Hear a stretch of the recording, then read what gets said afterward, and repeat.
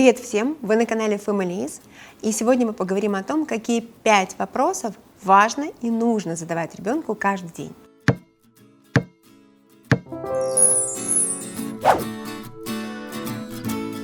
Знаете, в интернете есть целые топ-списки, там по 27 и по 32 вопроса я видела. Их распечатывают, раздают родителям на тренингах, которые срочно каждый день нужно задавать ребенку. Но если вы такой же родитель, как я, во-первых, вы забудете все эти 35 пунктов. Во-вторых, задолбать же ребенка можно каждый день, если вы их начнете задавать. Он просто перестанет на них отвечать, они будут неэффективными. Поэтому наша топ-5 тех, которые реально сделают вашего ребенка счастливее, увереннее и которые позволят вам держать ситуацию под контролем. Их можно разделить на 2 группы. Первая будет из 2 вопросов, которые нужно задавать в течение дня в любом порядке и в любое время. А вторая группа – это будет 3 вопроса, которые нужно задавать ребенку каждый день и создавая таким образом целый ежедневный ритуал. Первая группа. Вопрос, который относится к этой группе, это «ты счастлив?». Не забывайте и не стесняйтесь задавать вашему ребенку вопрос «ты счастлив?». Когда он маленький, ему год или 2, вы когда спрашиваете это, вы спрашиваете же приблизительно так «ты счастлив?». Он в ответ вам улыбается, вы киваете головой, он кивает головой, и сначала он просто повторяет. Когда он станет постарше, он будет пытаться понять, что вы имеете в виду. И он на что-то ответит «да», на что-то ответит «нет». В года 3 или 4 ребенок может сказать «не совсем». Вы спрашиваете, а что было самым счастливым, а что было не очень. И таким образом вы учите его идентифицировать вообще вот эти состояния счастья или что приводит его к счастью.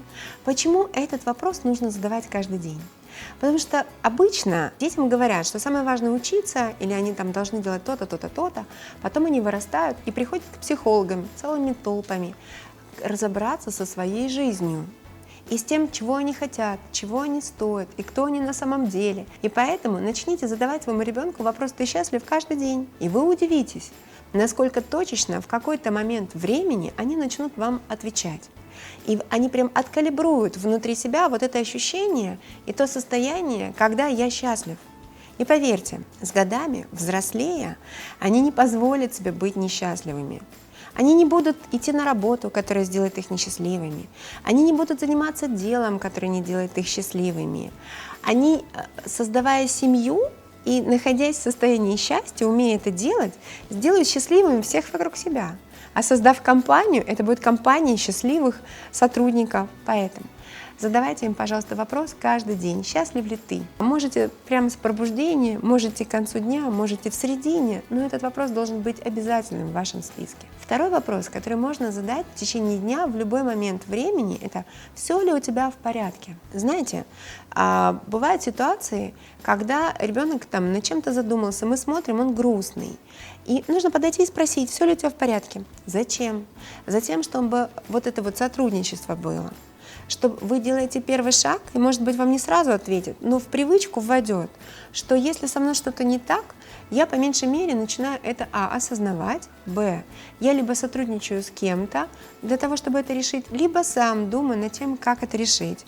Что дети могут ответить, не, все хорошо, или да, со мной что-то не так, и у вас есть повод начать доверительную беседу с ребенком. Ничто так не сближает людей, как совместные ценности, беседы, время, проведенное вместе. Дети – это же навсегда. И мы хотим с ними иметь хорошие отношения. Эти вопросы, вот все ли с тобой хорошо, показывают, что мы заинтересованы, обеспокоены, но не переступаем черту. Мы не угадываем, просто ждем ответ. И пытаемся наладить вот этот вот контакт. И поверьте, на какие-то ваши такие вопросы, все ли с тобой в порядке, он скажет «да». И даже его, он не начнет улыбаться, он может быть хмурым в этот момент времени. Но он видит и слышит, что его видят, знают, хотят участвовать в его жизни, что он значим. Это так мало, но так много. Мало по усилиям и так много в копилку уверенности ребенка в семье, в копилку его значимости, в копилку того, что я живу в семье, в которой каждый заботится друг о друге, и в копилку его внутренней культуры, каким образом взаимодействовать дальше с людьми по жизни. Вторая группа вопросов, я так называю их вечерние вопросы. Зачем они нужны? Они нужны для того, чтобы создать некий ритуал разговоров перед сном с ребенком и улучшить ваши отношения.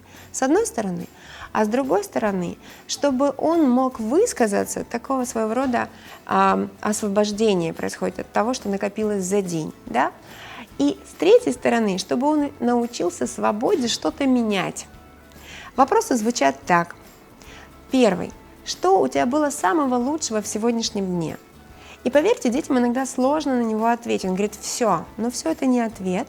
И вы тогда, как родитель, говорите, вот у меня, например, за сегодняшний день там самое лучшее было, это встреча там с моим другом, или удачное завершение проекта, или я ел сегодня такие вкусные спагетти, какие никогда еще не ел в своей жизни, и это была самая лучшая часть сегодняшнего дня. Вы показываете пример, как отвечать на этот вопрос. И если вы только начинаете этот ритуал, может быть, первые несколько дней ваш ребенок не ответит, он послушает ваши версии, но еще не ответит. Но поверьте, со временем он начнет участвовать в этом диалоге, и вы сближаетесь.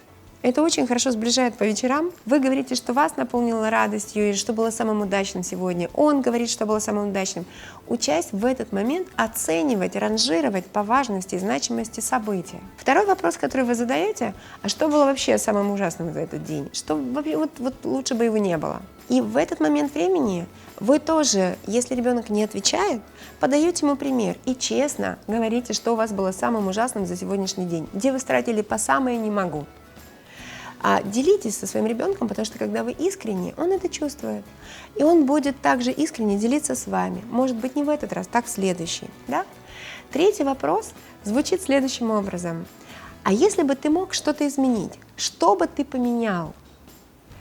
И вы, если ваш ребенок еще не готов ответить на этот вопрос, вы ему говорите, вот если бы я могла там, или я мог, я бы изменил вот это и вот это, может быть, да? И ваш ребенок начинает думать, зачем ему это надо. Он анализирует день, он верит в свои возможности больше. Да? Вот вы как бы даете разрешение на право поменять. Да, день мог быть очень неудачный, но я могу его изменить. В любой момент времени изменить к лучшему то, что было самым худшим за сегодняшний момент времени. Вот эти вот вечерние вопросы, они позволяют ребенку сбросить стресс, помечтать, поговорить о хорошем, заснуть в хорошем настроении, и у вас рождается ритуал. Вы и он какое-то время, каждый день проводите вместе. Это наполняет вас радостью, вы делитесь опытом, может быть, говорите о том, что вас беспокоит. Но это то время, когда вы очень близки. И нет ничего лучше для отношений в семье, чем близкие отношения со своими родными и любимыми людьми. И вы учите ребенка быть с вами откровенным тогда, когда вы очень откровенны с ним. Задавайте такие вопросы своему ребенку 5, всего лишь 5 в день, 3 вечерних и 2 в течение дня. И вы увидите, как качество жизни вашего ребенка значительно улучшится, количество стрессов уменьшится, количество счастья и радости, которое он испытывает каждый день, увеличится. И как он будет качественно просто оценивать свою жизнь, события в ней и свои силы каждый день. Удачи вам! Подписывайтесь на наш канал, задавайте максимальное количество вопросов, а мы будем снимать такие видео для того, чтобы быть более полезными для вас. До встречи!